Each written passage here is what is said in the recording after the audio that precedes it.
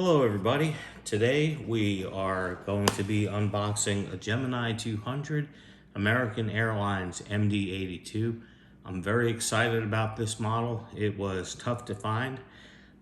Wound up finding it from a private seller and he took very good care of it. So let's get into it. This is the first Gemini 200 box that I've seen with a snap on it. I think they stopped doing that, but pretty neat. Okay, opening it up.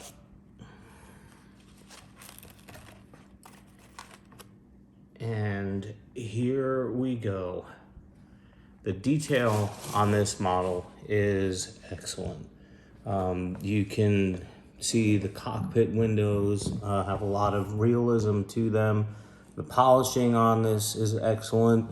The overwing markings are extremely accurate, and engine placement is accurate.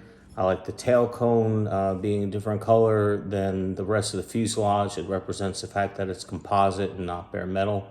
It's those little details. And then you can see a little intake on the tail.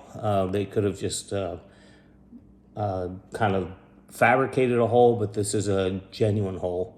And yeah, I'm just really pleased with this one.